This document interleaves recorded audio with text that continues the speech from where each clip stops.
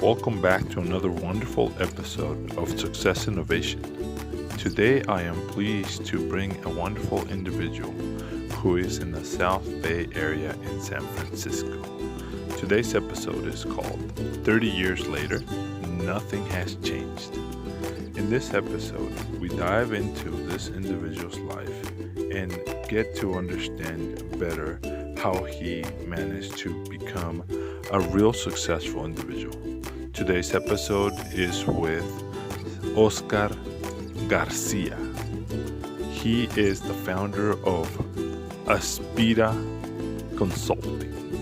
So if you have any questions, you're more than welcome to reach out to him. He does a lot of great webinars and seminars that pertain to LinkedIn. So let's get started with this great interview with Oscar Garcia from Aspira Consulting. Thank you. Welcome back to another wonderful episode of Success Innovation. Thank you so much to the audience, to the loyal listeners and viewers. This is a video as well as an audio version of the podcast for Success Innovation. Today I have the great honor and privilege of interviewing Oscar Garcia. Oscar Garcia is the owner and founder of Aspira Consulting Incorporated. He obtained a bachelor's in Chicano Studies from UC Berkeley. He has been very active in the Latino community as a true advocate of advancement. He was the host of the Silicon Valley business show. He has been extremely involved. He was the president and CEO in his local Chamber of Commerce. Through his Aspira Consulting Incorporated, he has been able to support others in their time of need by providing valuable advice. Oscar, welcome to the show of Success Innovation. Thank you for joining me today. How are you? I'm doing fantastic, Lázaro. Thank you so much for having me and also for creating this platform, not only for professionals such as myself to share more about their story, but it's really the impact that you are having with your many viewers and listeners. So thank you. Thank you. Yes. And, as we were kind of talking earlier, you're first generation. And from what I've seen in your LinkedIn, you're, very, very motivated to support the first generation individuals, the new immigrants coming in and trying to advance themselves and to escalate. Before we get into all of that, can you kind of talk about your early stages, early beginnings, where you were born, where you're from, where you kind of grew up, and where does this dedication and persistence comes from to help the first generation immigrant here? So I was born in Riverside, California, and at the time my parents were migrant workers. They actually were working in the Coachella Valley, Palm Springs area. And Riverside General Hospital was the closest hospital, so I was born there. And then a month after I was born, we moved back to Zacatecas, Mexico, where my parents were from. I lived there until the age of 5 when, for, like most immigrants, for economic reasons, we came back to California. The plan for my parents was to save money, be here for maybe about a year, and then move back to Zacatecas. Well, 46 years later, I'm still here, and unfortunately, my parents passed away. But when we came back, we ended up actually moving to the San Francisco Bay Area. And yeah, it's kind of interesting because here in Silicon Valley, it is so transient. And so to think that I have been living literally in the same town of Mountain View for 46 years I'm like a rare breed now.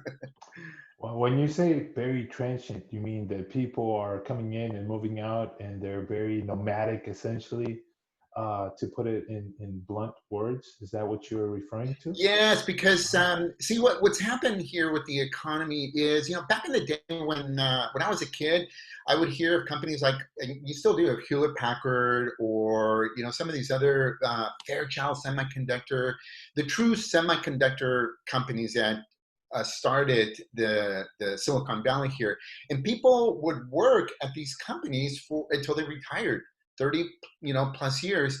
Well, as you and I know, technology has changed and very rapidly, and we really have moved more towards what we hear that gig economy or contractor.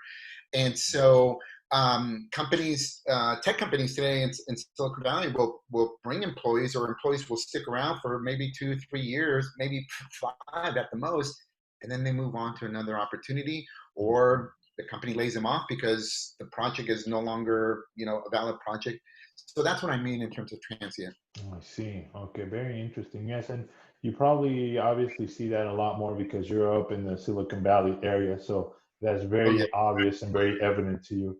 So you grew up in Zacatecas until you mentioned the age of 5. So at the age of 5, what's the fondest memory that you have at Zacatecas? And then when you actually cross over, what was that transition like for you? Yeah, yeah. Oh my God. So some of the best memories that I have living in Zacatecas, my early childhood, was my dad was a butcher, a carnicero. So he had his own business and his own carniceria. And then my mom was also an entrepreneur, a business owner. She sold chicharrones, pollo, poultry, and just different things. I remember also she was what do you call it, like a retail importer, because I remember coming with her to the border towns, to Laredo and some of the other border towns, because my mom would take orders from people over in Zacatecas that wanted certain clothes, right? And so we would get on a bus and come to the border. My mom would buy the clothes, whatever it is that they ordered, and then we would go back and my mom would sell it, obviously mark it up, et cetera, and so forth. And so for me, that memory of just always being around my parents and just being a free kid, because it was a small town that my parents Mhm. were from. And I love that memory, having that memory. Kind of reminds me today, at least here in the Silicon Valley area in San Jose, there's what the flea market, the San Jose Berryessa Flea Right. Market, Okay. which, you're probably familiar, very open market, right? And the produce section and so forth. Mhm. And so when I go to the San Jose Flea Market here, it brings back those memories of that childhood, Wow. just riding my little tricycle and going to the carniceria where my dad was working, and then going over where where my mother's selling the chicharrones, and I'm playing around with the kids, and like just carefree area. Wow. Um, Okay, so for the audience, and myself as well, what year was that? that Back was in.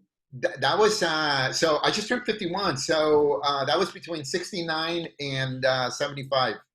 Okay, so for the audience, if you go back in the history books, this is pre-NAFTA, this is pre the free trade agreement. So his mom actually taking the bus and driving to the border was a reality at that point, where a lot of products weren't really flowing from the United States down to the south in Mexico. So a lot of people wanted to get those American products.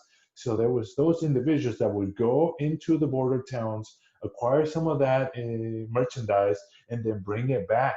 But there was no free trade agreement where it was free flowing. So this is pre that era. This is the era of pre-internet, where you didn't have the ability to just get online and order things and have them show up at your doorstep. Somebody had to actually go and physically get them. So that is the type of experience that Oscar here has, the memory of going to the border town and coming back. How was that transition of? I'm assuming you were going into the U.S. school system at the age of 6. How did you, not knowing English, how did that happen? So it was a shock for Okay. me because I started my education here in the U.S. kindergarten, and I mean, like most kindergarten kids, right? You don't want to leave your parents, and I remember crying when my mom dropped me off in kindergarten and so forth.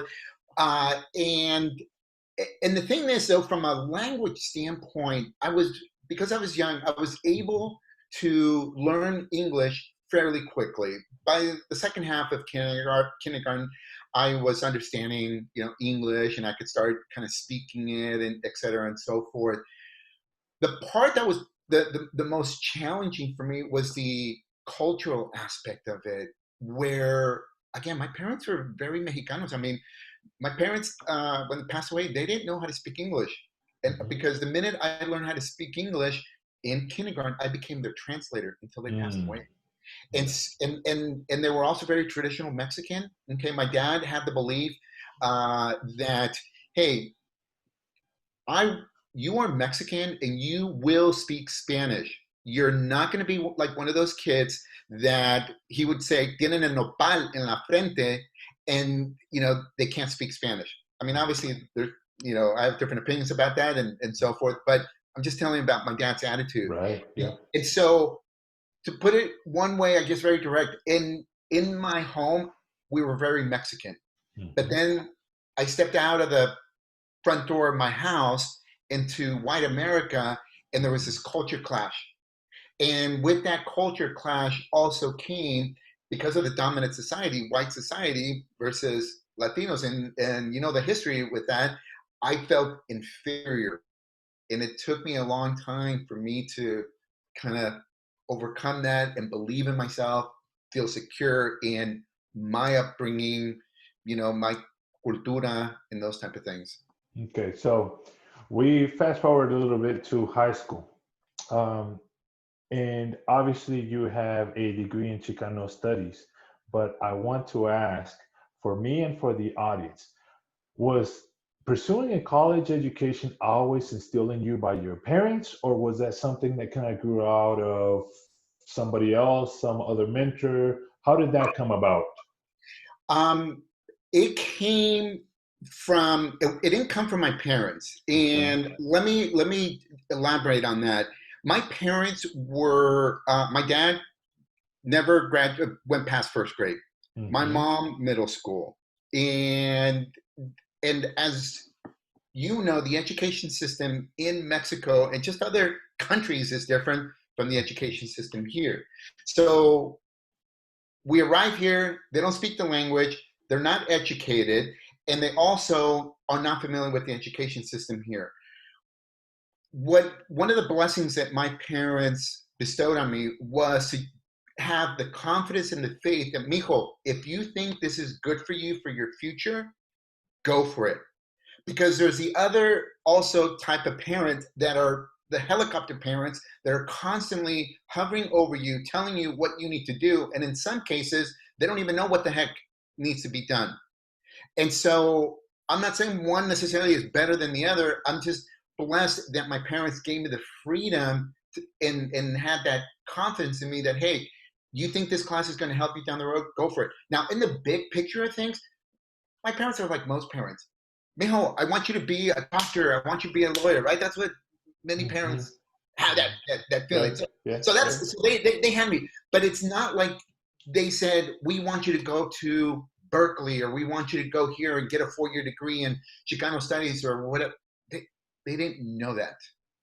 Okay. Okay. And just to add a little bit to what Oscar is saying, a lot of immigrant parents, and you did mention it, they come with the mindset of, or at least they came with the mindset of, okay, we're going to go work for a little bit, make some money, and go back to our homeland and put a little business, un negocito, una tiendita, and keep on growing that because we want to go back home, be back with our families, with our extended families, and we're just coming here to get, some money, financial independence essentially, and bring it back to our country. Now, with the new generations, that is totally different. But this, at least with Oscar, and I think myself was one of the last generations that it actually happened with. This is pre 1995 when the NAFTA agreement kind of happened and it truncated all of that. But so that being said, Oscar, you pursued a Chicano Studies degree and you went to UC Berkeley. You mentioned doctor, you mentioned engineer, you mentioned lawyer. Why did you pursue Chicano studies? Yeah. So I mean, not that it's bad. It's just no, that no, no, it's no, no, it's no, it's it's no, what. no, no. So the reason why I majored in Chicano studies is I always have, and I still do, have a love for history. Right. I to this day I would rather watch some kind of a documentary, National Geographic, or I love that show PBS Frontline. Yes. those type of shows really captured my attention versus other type of TV shows. So I've always loved history. And when I was at Berkeley, my first 2 years, you're taking your electives. And I remember seeing a Chicano Studies, Introduction to Chicano Studies history course. I'm like, yeah, I love history. Let me take it. This Chicano Studies, well, we'll see. And the professor was super dynamic. The topic, again, I loved it. And he also, the things that I was learning in that class, like, for example, it was U.S. history, okay, from the time when Cortés lands in the Americas and then to the present. And I remember during talking about World War II and about the Zoot Suit riots. And I'm like, what? Zoot Suit riots? How come I didn't learn this stuff when I was in U.S. history in high school? Right. Like, we didn't even touch on that. And this discrimination, what's going on, and other examples, Cesar Chavez, and all these things about, Chicano history and, our struggles. And it just fascinated me even more. And then I took it to the next stage where I'm like, you know what? I don't care to be an engineer. I don't care to be an accountant where I have to have specific training or take specific courses. The truth is, as long as you have a college degree, it doesn't necessarily matter what that degree is in. And so I'm like, you know what? I'm just going to major in something that I love, going to class instead of being a subject matter shoved down my throat because my engineering parents want me to be an engineer like them. Okay. Now that you mentioned the engineering parents, how did you break the news, or how did you tell your parents, hey, I'm going to go study Chicano Studies? And what did they say? And obviously you mentioned that they're the type of parent, or they were the type of parent that said, okay, if you feel that it'll help you in the future for you, go ahead and follow. So was that something that they said, okay, yeah, go ahead, study Chicano Studies or whatever? What advice would you share with students that are not necessarily geared for engineering, a lawyer, or a doctor, but their parents are those type of helicopter parents that say that we want you to study this? I always tell students, don't follow the money, follow your passion, whatever that is. So how did you deal with that at that young age? Yeah. So my parents did, but my parents were of the mindset, because again, in Mexico, typically you pursue an education, higher education, that is going to take you to a specific job. Even to this day, I have a niece who is studying. She's in a vocational training to be an airline stewardess.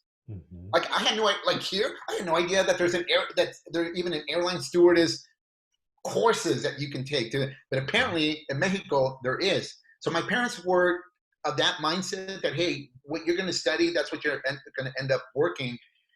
So when I told them about Chicano Studies and I was going to major, the question I asked was like, so what are you going to do with that degree? Right? What are you going to do? Like, because they think, okay, very linear, career path. And when I explained to them, as I shared with you, that, hey, you know what, I'm not going to be an engineer, this and that, it really doesn't matter as long as you have, they were like, okay, that kind of makes sense. That's fine. That's not a problem. Go for it. Now, your second part of the question, what is my advice to students that maybe have those parents that are putting pressure on them to major in a particular degree? I'm going to tell you, to those students, and because I tell them this, because part of my training that I do, career training that I do, is, folks, listen, first of all, if your parents are paying for your education, then you know what? Suck it up, okay? Because they're paying for your education. All right? There you go. If you don't agree with what they're telling you, then stop taking their money and pay for your own damn education, okay? All right? Period. Because they have control over that. Now, next, okay? At long term, just like you said, you go pursue an area that you are happy or you have that drive. And the other thing too, take what I refer to as the buffet approach to your career. Think about when we walk into a restaurant and it's a buffet line. Now, I don't know about you, but I'm a picky eater. And so, like, I first walk around the buffet, kind of checking out to see what's, is there something that I actually will eat because I don't want to go hungry. And so, yeah, oh, you know what? Yes, I'll eat that. I like that. Okay, that looks. And then the next thing is do what our parents tell us to do when it comes to eating. And that is, don't say you don't like something until you try it. So maybe try something. Try a job, a career, an industry. And you know what? If you don't like it, then go find something else. At least you learn what you don't like, or maybe you do like that particular area and you pursue it. And especially when you're young, you can screw up as much as you want with your career and you can still get yourself back up. I mean, hell, I just turned 51, man. If tomorrow I don't want to do my business anymore, screw it. I'll go do something else. What the heck? Right. For sure. Let me go back to your college years. Did you transfer directly from high school to UC Berkeley? I did, straight to Berkeley. Okay. I've heard a lot of students say that getting into UC Berkeley is extremely hard nowadays, that you need an extreme SAT score, a really good GPA, and as you know, there's a lot of honors classes and there's a lot of AP courses. So kids can come out with a 4.5 or 5.0 GPA, which in my time, it was something that didn't happen. In your time, I don't know if that was even a thing. So what would you say to the students that are trying to get into a 4-year degree university and they don't have the financial solvency to go ahead and do it? And they're thinking, oh my God, how am I going to put all this debt on myself so that when I actually get out of college, I need to pay it back? Yeah, it's, you know what, looking back, I was fortunate that when I graduated from Cal, I think I had about $12,000 in student loans. And, it was on a 10-year payback plan, which you do the math, that's nothing. Okay. I mean, I'll blow that. Well, not right now because we're in shelter in place, but before on a Friday night, having some drinks and a nice dinner and stuff. But no, so one advice is that before you say no to that school or that path, make sure that you have exhausted the financial opportunities that are out there, whether it's talking to the financial aid at the school. And I will tell you this because from experience from now having kids that have graduated, is that financial aid counselors will give you oftentimes kind of that short answer or something so that you can kind of, either it helps you or if it's not going to help you, they're hoping that you're not going to keep coming back and asking them some more and putting some more pressure. You got to be relentless, man. And with those counselors, be what I refer to in the career world, be professionally assertive. Now, if it does happen where, hey, you just can't get any more money or whatever from that school, look at some scholarships. Okay. Look at some companies. There's some nonprofits out there in different industries. Here in Silicon Valley, I mean, most of the time we hear about STEM, education, they'll find if you're going into that field. But there are some other nonprofits or other companies that will provide some financial assistance, even if you're not going to go into the STEM. So make sure you're exhausting that. The last advice that I would give you is if you've done all that and you're still, you're like, oh gosh, Oscar, I'm still going to be taking on a lot of debt. Listen, folks, okay? Again, I live in the San Francisco Bay Area. If I want to go to LA, the fastest route driving is Highway 5. But you know what? Sometimes Highway 5 might be closed at the Grapevine, especially in wintertime, and I might have to go on Highway 1, which is very curvy, and it's going to take me a lot longer, but I'm going to get there. And so maybe you need to go to community college. There you go. Maybe you need to go to community college. Exactly. Great advice. Back in college, did you belong to any student organization that helped you, or did you do all this studying on your own? An independent individual studying Chicano Studies. How did that look like for you? So I was a member of a traditional Greek fraternity at Berkeley, Sigma Phi Epsilon Sigma. that did provide a lot of the camaraderie, the friendship, the support as well, and also the good times. Okay. Had a great time. But also the thing that I also learned, because when I went into Berkeley, I had in high school I was like averaging like A minus in English, and so I did really poorly on the SAT score, the English portion, and so I get into Berkeley my freshman year, and they put me in this remedial English writing class, bonehead English, and they give you two chances to pass that course, and if you don't pass it, they boot you out of Berkeley. So I was stressed because I wanted to pass it the first time. I did not want to go the second time, that type of thing.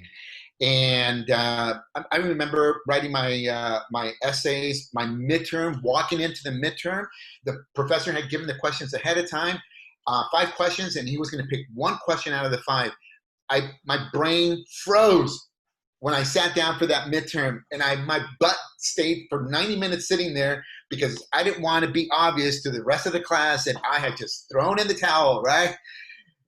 And I got an F, you know? And so those experiences got me out there finding a tutor, talking to my floor mates. I'm like, hey, dude, can you help me out with my paper? What do you recommend? Can you proofread it?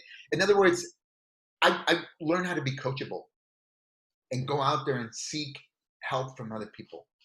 That's awesome. Yeah, he said a great piece of advice. You have to learn how to be coachable. Yeah, that means to me, and because I went through the same thing. I'm a mechanical engineer, but I had to. My SATs were not that great going from high school to a four-year university at UCSD.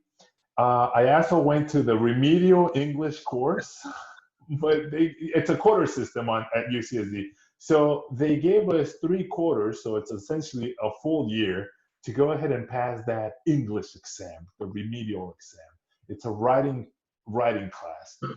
But the English language, the way that essays are graded is so weird for me. I still don't really understand it. So I to be honest with everybody, with Oscar and everybody here, I actually had to do it 3 times. And honestly, the third time's the charm. And the first time I was like, oh, okay, yeah, I'm going to go through this. I'm going to sit down. I'm going to pass it. So I go through the motions. Oh, I failed the first time. And exactly like Oscar, I'm like, oh, okay, this is not so easy. What do I need to do? So the second time around, I found an organization at UCSD called Oasis, which is they give you free tutoring at the university level. And they help me with the writing. So I go in and I do the test again. But obviously something went wrong. I needed more practice. So I had to take it again. I'm like, okay, a third time going through the same class, going through the same effort. So I go back to Oasis, and one of the mentors, the lead for that department, told me, you know what you're doing is you're thinking in Spanish and writing it in English, which doesn't really translate well. But in your mind, it makes perfect sense. Yep. But you're telling a story. No, this is not the way you write an essay in the US. You have to write it all in English, and you have to follow a structure. They showed me like this triangle trickle down so that you funnel it down, and then you develop your body of the paragraphs, then you do the triangle back down to a conclusion, and then expand it and kind of leave it open. So I still remember that diagram schematic of how to write the essay. Not that I'm the best at writing essays, but at least it helped me. In the third time, I was able to pass it. So I'm sorry that I bent it a little, but it's an interesting, hard memory for me at UCSD. So I'm sorry there, Oscar, for taking some time off the interview, but thank you so much. So you were part of a fraternity at UC Berkeley, and then you've obviously graduated, which is a wonderful achievement. Assuming your parents were very proud, they see you with your whole regalia, whatnot. So you're ready to go out into the world. And then what was the first job that you actually got with the Chicano Studies Major?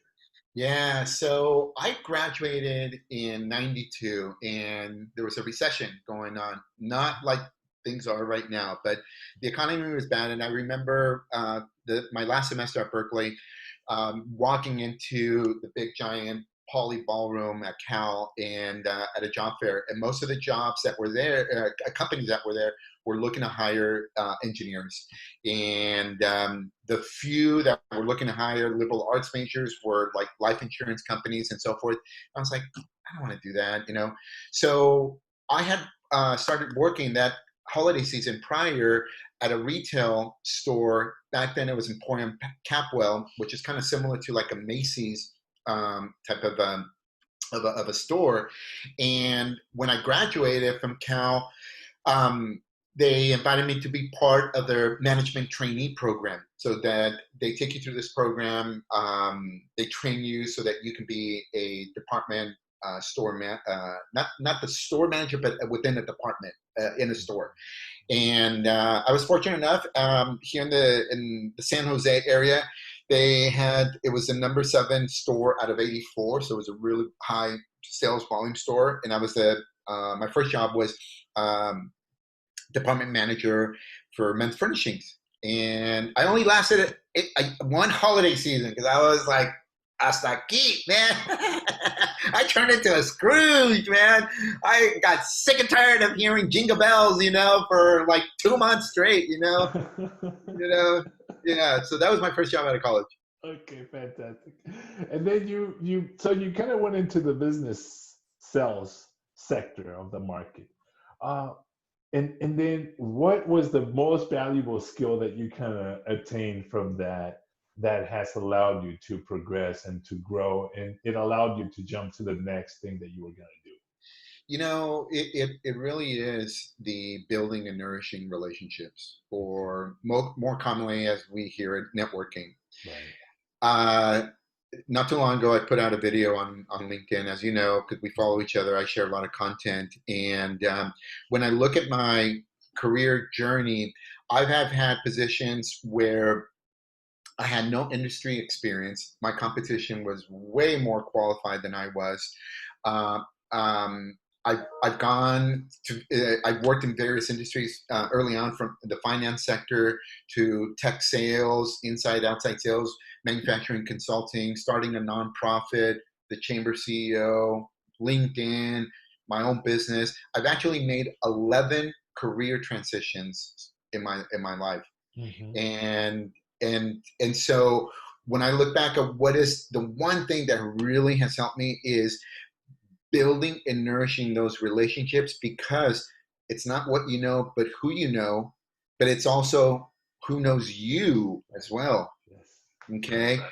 And I always want to be, as much as possible, top of mind when someone is talking about whatever my skill set is, or whatever it is at that moment. Or, you know, we hear a lot about branding, right? Mm-hmm.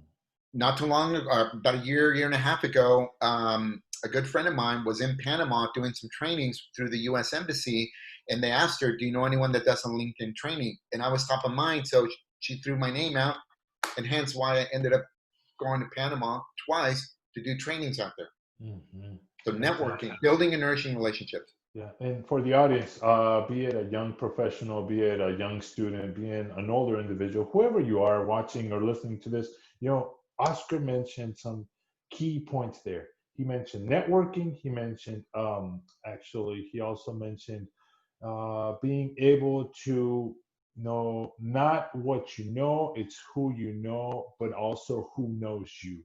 Being on top of somebody's mind, being that person that's always keeping on top of the relationship. It's not just knowing somebody, it's having that somebody know you, know who you are, your core values. I talked about core values in episode 10 back in the early episodes of the podcast. So if you want to go back and listen to some of that, please do so. But yes, that is very key points that Oscar actually brought forth.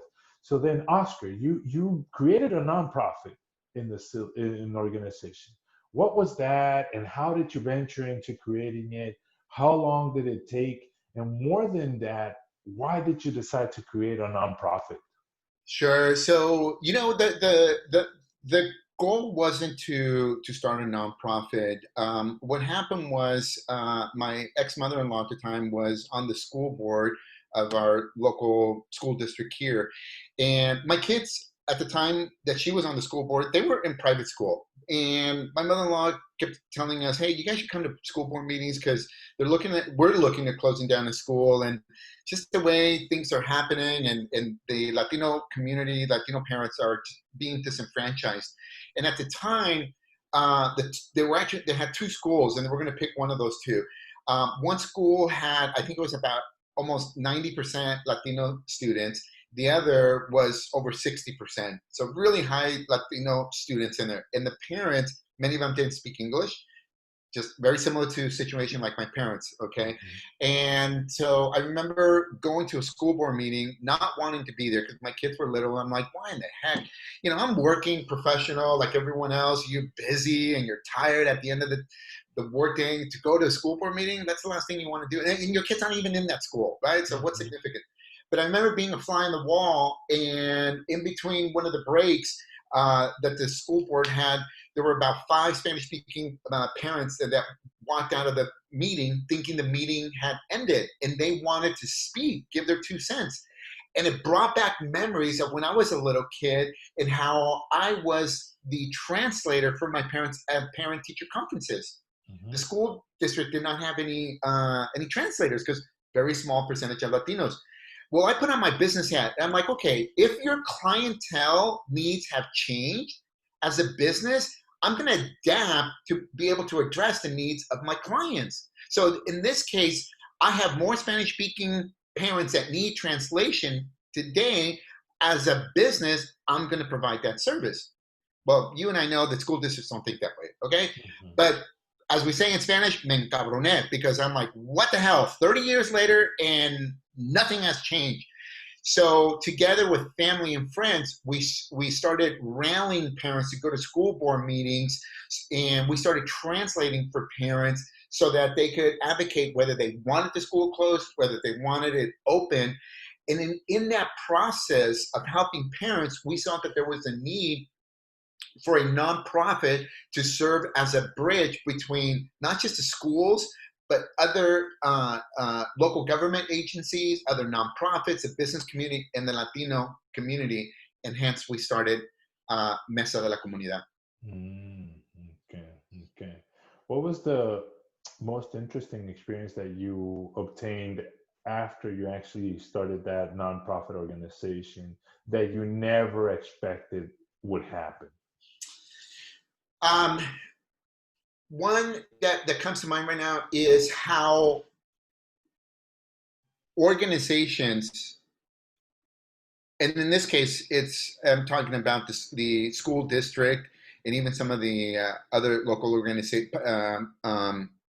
public organizations, city government organizations, how their effort in doing outreach, in this case, I'm talking about the Latino community, they feel that because they send an email and no one responds to a meeting that they have, that they did their job in communicating.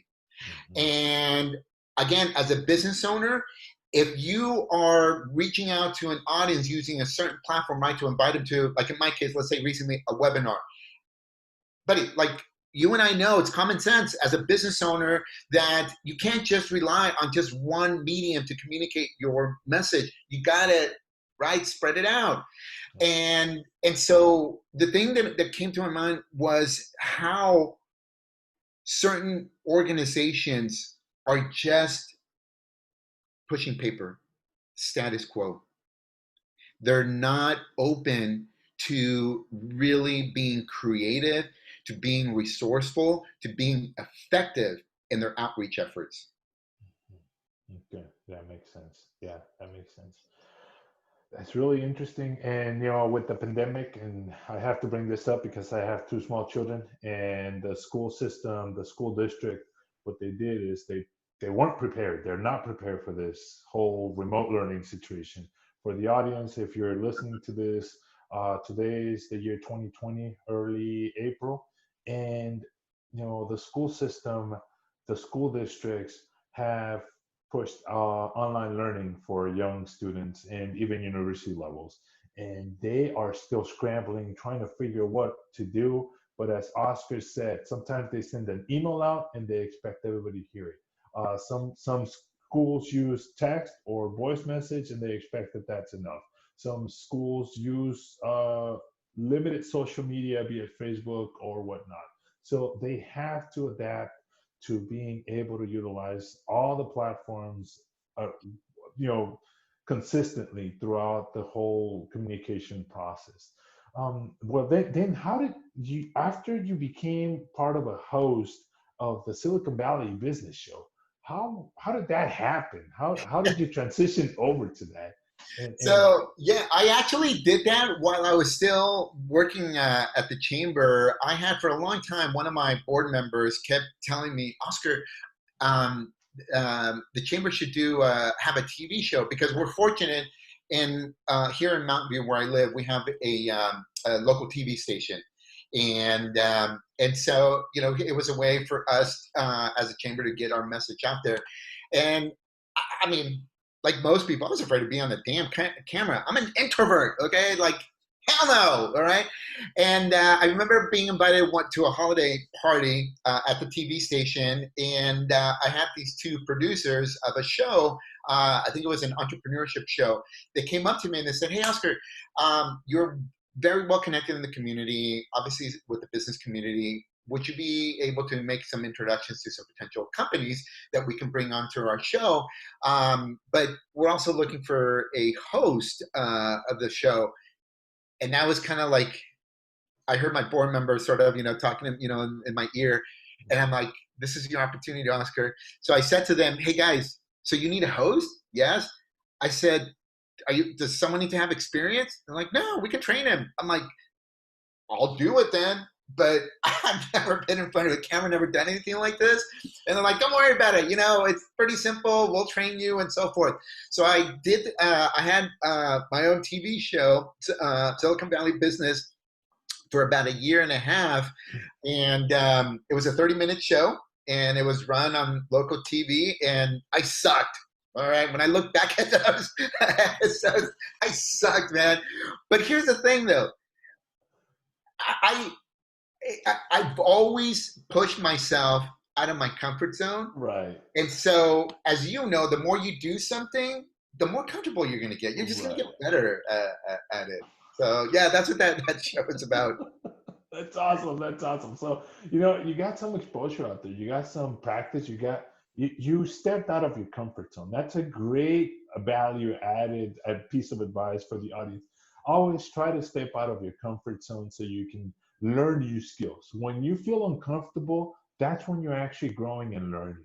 When you actually are acquiring valuable skills. That's incredible. What was the best guest or who was the best company that you were actually able to talk to or interview or bring into your show during that year and a half? Yeah. I tell you, there's one. There was many, but one in particular that I was very appreciative that they attended was one of my former bosses and CEOs of several successful startups here in Silicon Valley. In fact, the last tech company that I have worked at was his company. We were acquired by Seagate Technology, Mm-hmm. and Latino CEO. To this day, we still stay in touch. I respect him tremendously. Great, hard guy, gives a lot, supports a lot of other entrepreneurs and just the community as a whole.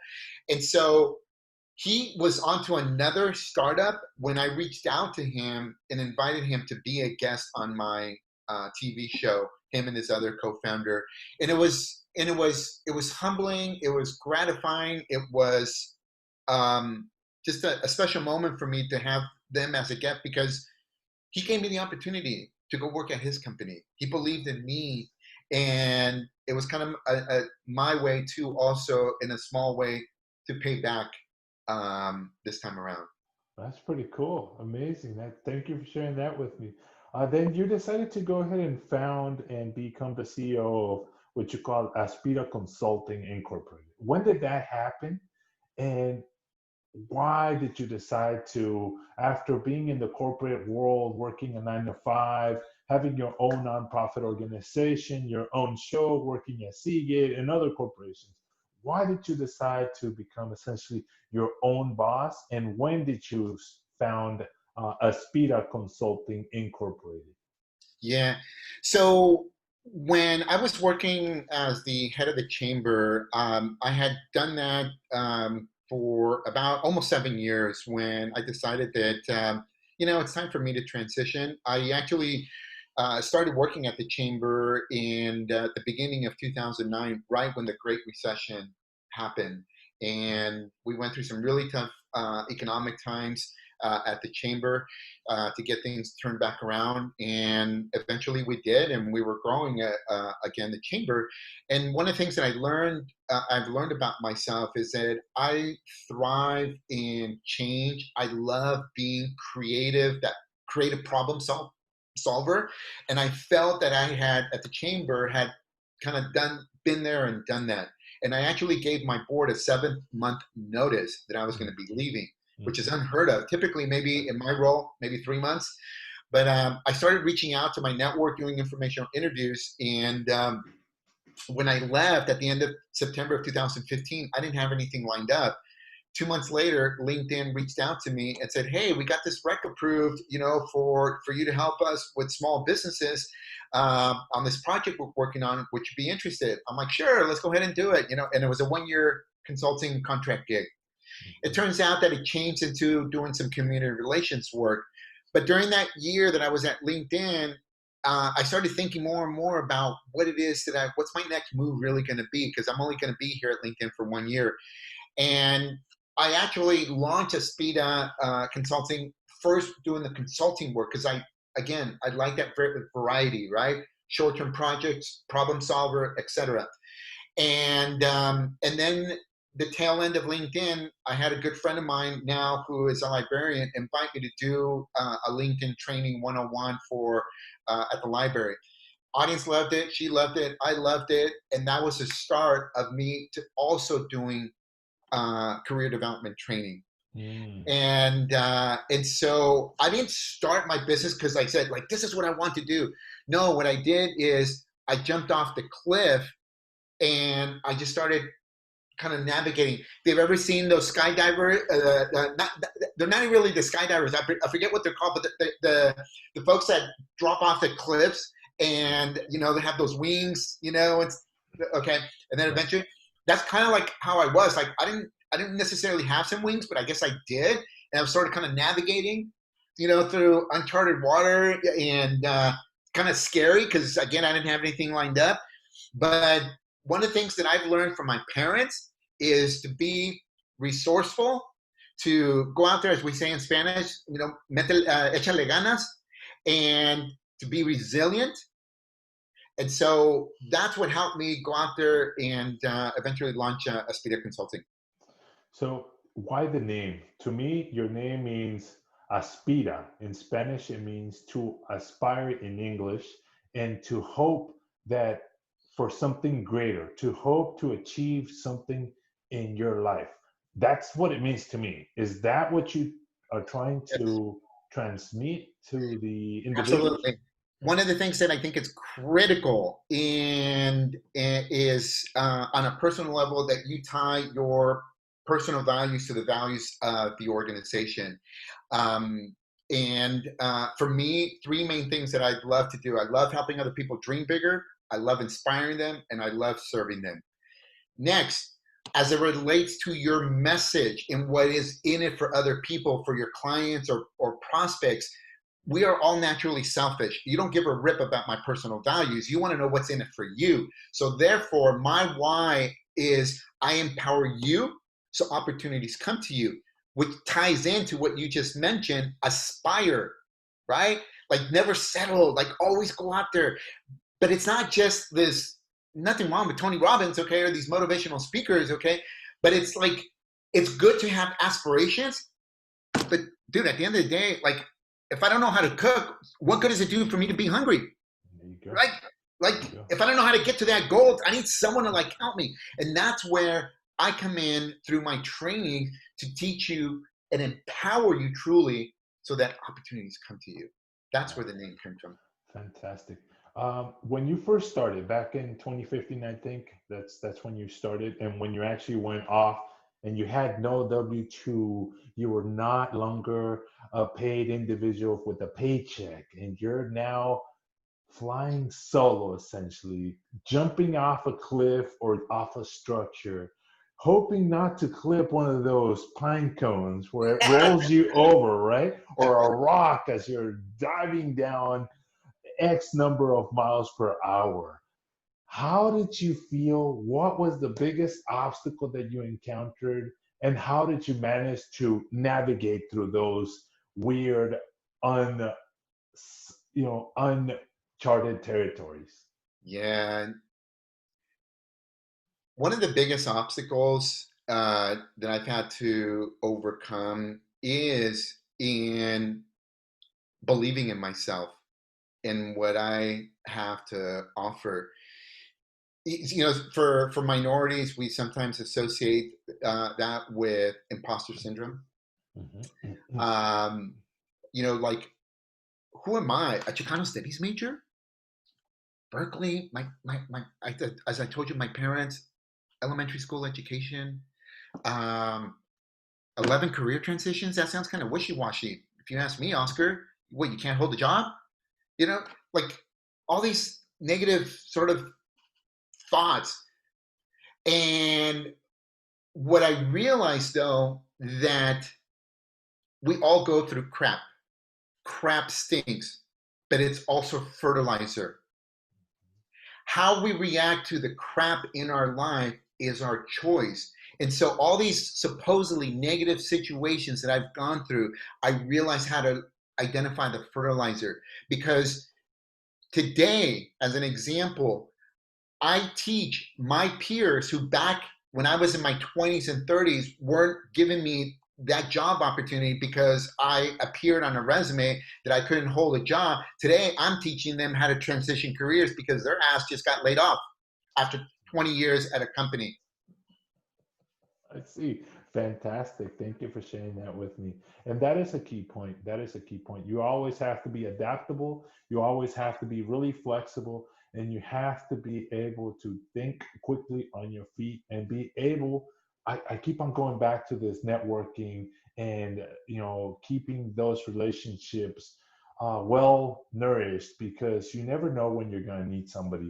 And if you meet somebody who's a janitor right now, they might be your future boss if you're not careful. So you better treat them with the same respect that you treat the CEO of whatever company you're working for.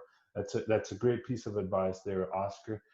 What has been, obviously you've had so many transitions in job roles, and in every one of them you learn certain skills. What has been like the top three skills that you believe have helped you succeed in life and in the Aspira Consulting Incorporated business that you started? Yeah, so one, like I mentioned, the building and nourishing relationships. The other skill that I've learned is resiliency, and realizing that that in the real world, especially in the business world, an F, unlike in school, F is like, oh my gosh, right? Like, no way, don't get an F. You're dumb, dude. Like, what's the matter? Whereas in F, failure in business is a learning lesson, and it's really in life a learning lesson. I have made many mistakes. Some of them were, in fact, the majority were my fault that I contributed to them, and I've learned from those mistakes. Okay, um, and so knowing that you look back, you have a setback. Okay, what happened? Why did this happen? What can I learn? Is there something that I can salvage still from this, opportunity or this supposed failure? And then be able to move on. The third thing that I've learned is how to convey or tell my story in a way that it is impactful. Because and I'm talking about my business story here, okay? Because what happens is too that I've seen is someone can have a beautiful story, very touching story, or impactful story, but the way you tell it, you can either come across very boring, very dull. It's the wrong, your wrong messaging, or you're just not able to connect with people. And see, I used to be, because being a natural introvert, right? I used to want to connect with people's mind first, intellectually.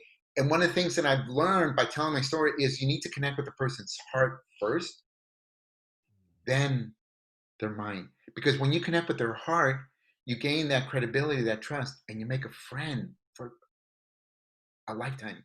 Right, correct. No, that makes total sense. That makes total sense. Thank you for sharing that with me, Oscar. Um, what are the next steps for Oscar? You obviously have Aspira Consulting Incorporated. What do you hope that you can achieve? How much further do you see Aspira Consulting going? You mentioned earlier in this conversation that maybe, if you decided to not do your business anymore, you focus on something else. So maybe kind of share with me what your long-term vision is at this point. So I continue to really, really love what it is that I'm doing, the work, the impact that Aspira Consulting is having. Recently, I've been very fortunate to have my daughter work with me, and that as being as a parent, and I know you can relate to this. I mean, to have your kids work with you and sharing that same vision and help you, it's special. It really is special. Growth wise, I'm looking to, hopefully once we the shelter in place and things kind of open up and so forth, to be able to do more work internationally, some trainings internationally. I had started to do that last year, and then now we're not. But the other area too, though, that I've changed in this last 4 weeks is the online training platform. Okay, expanding the different online training services, courses that I offer is also an area that I'm working on very actively right now. And then the last thing is I'm actually going to be writing a book. And yeah, and I'll tell you, for me personally, the reason why I'm writing a book is because I just want to put down, there's so many stories that I have in my mind. There's so many things that I share, even on LinkedIn and some of my posts as stories. I have a lot of stories, and I want to put those down on paper. I'm not writing a book because I want to be a published author. Like, I don't give a rip about being a published author. What I want to do is I want to write on your heart. I see. Awesome. And that's why I want to write a book. Okay, fantastic. That leads me to my next question. Good leaders always create good leaders. Do you have an individual you look up to, somebody that's your mentor, somebody that you aspire or look up to and learn from? Because obviously you're a good leader. So I just want to know where you got that from, or who you kind of emulated initially and then have molded yourself into who you are. Sure. Well, as I mentioned earlier, both my parents passed away. My dad about 5 years ago, my mom 4 years ago. And interesting for me on a personal level, how the older I get, the wiser my parents get. Because I reflect back on the things they said, the things they did. And oftentimes it was more, the life lessons that I've learned today or that I've embraced, is more because of what I saw my parents doing. Not because my parents, again, were the typical blue collar parents that they didn't sit down at dinner and be like, mijo, mira, let me tell you about, this lesson. And let me tell you what I learned today as I was washing, a big giant pot, because my dad was a dishwasher here, no. But it was things that I learned from both my mom and my dad that have helped me today in my life lessons of, like I mentioned, that resiliency, moving forward, adjusting, pivoting, et cetera, and so forth. That, on a personal level, my parents are my heroes. Okay. Mhm. The other one, in terms of like just more general speaking, I love John Maxwell. He Okay. is by far my favorite leadership author. I've read many of his books. I'm recently right now listening to one of his audiobooks on how to be more of a people person and so forth. It's so for me that's also he's also very inspiring for me on a general level. Okay, cool. Thank you so much. If you can choose or want to share with us, what do you think your superpower to be, or which superpower would you select and why? Yeah, that's a good question. So my I would say my superpower is aspiration, being to always aspire. I don't settle. I don't. But I, as I said, I keep coming back. I'm 51, not because I'm obsessed with being 51. No, what I'm obsessed about is that most people that are 40 and older have given up in life. Mm. Life has punched them really hard in the gut, whether they divorce, whether their kids don't talk to them, whether they've lost parents, they've lost a job, or whatever. Life happens, just like it's happened to me. And life punches you in the gut. And what I see most people is they don't bounce back. They lose their dream and they settle for. I'm going to live to 150 freaking years old. I'm Okay. shooting for 200, so. All right. All right. I'm going to live. And you know what? Like I tell people, listen, when they bury me, okay, and I'm in that damn casket, you're going to hear some sounds because I'm going to be kicking in that damn casket. Okay. Right. Because I'm always looking for something better to grow, whether it's personal. Because one of the things, it's true, I've heard it and I've experienced it. I have greater joy in the journey of accomplishing something than once I've accomplished that. Right. I Right. am having greater joy in these 4 weeks of accomplishing my online training platform. I have done 15 webinars in 4 weeks. I have touched over 1,000 people in 4 weeks, Fantastic. being confined to 4 walls. Right. That, to me, is a thrill to be able to do that. That's amazing. So that is my superpower, to always be aspiring and not settling for anything. Thank you for sharing that. That's amazing. That's incredible. Obviously, you've had a lot of success. You've come from a family of immigrants. You've gone to UC Berkeley. You've developed and created your own foundation, nonprofit organization. You were the CEO and president of a chamber of commerce. You had your own TV show before YouTube was even available. And then you have had the ability to create Aspire Consulting Incorporated. What is, with all that success, what would you say your definition of success really is at this point? It's a good question. My definition of success is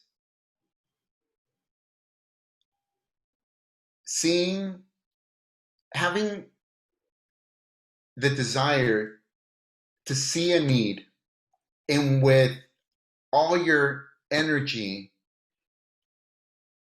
address the need with compassion so that you can help others.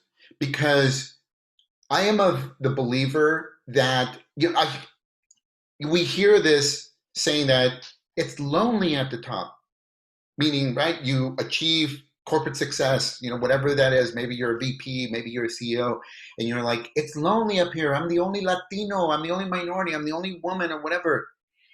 And no doubt it is lonely. But here's what I say: then reach down and bring someone up. Mm, right.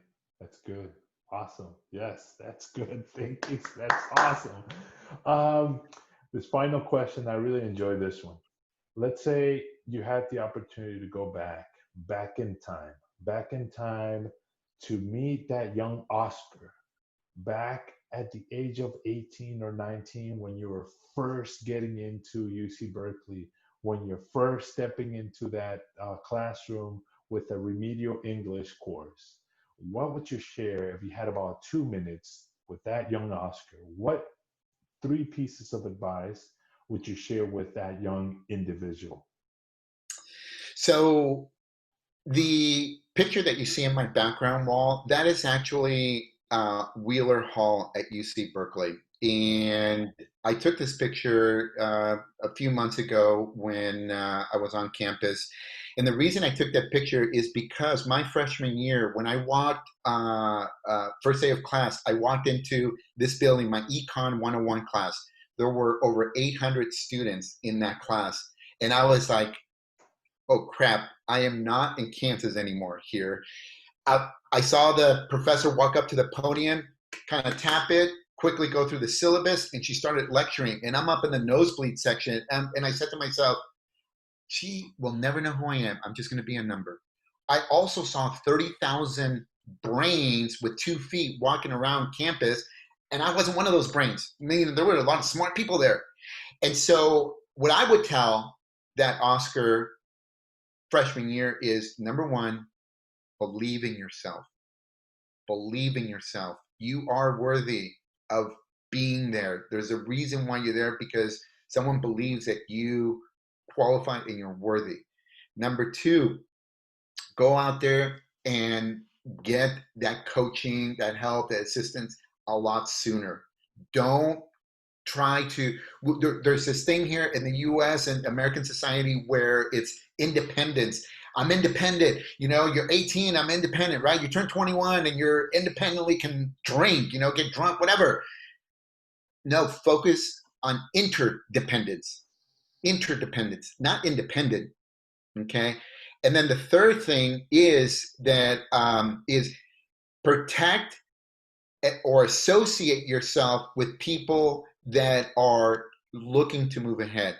Because as a parent, we're always concerned about who our kids' friends are, who they associate with, the power of association. But the power of association is a universal law that applies to anyone, regardless of how old you are. So get yourself around people that are moving forward, that are challenging you in a positive way. So, believe in yourself, be coachable, and the power of association. Thank you, Oscar. Thank you so much for sharing those pieces of advice that you would share with your younger self to succeed, to get to where you're at faster. With that, I conclude the interview. Thank you for your time, Oscar. To the audience, thank you so much for joining me and the special guest, Oscar Garcia, for another wonderful episode. My name is Lázaro Herrera from Success Innovation. We'll see you next time. Bye-bye. Thank you. Thank you so much for joining me once again in a wonderful episode of Success Innovation. I am glad that you stayed until the end and that you got to listen to Oscar Garcia's wonderful experiences as a child, how he grew up, his struggles, and his adventure through college, and how he definitely studied Chicano Studies and how that led him to be a successful individual by pursuing what he actually was passionate about. I hope that you got to learn more and that you understand a little bit better what it is to be successful and how you can achieve success yourself. Once again, you are able to reach out to Oscar Garcia and seek his advice and mentorship via LinkedIn, which the link will be provided at the bottom. Once again, this has been Lázaro Herrera for Success Innovation. Thank you so much. I encourage you to share this episode. Thank you. Bye-bye.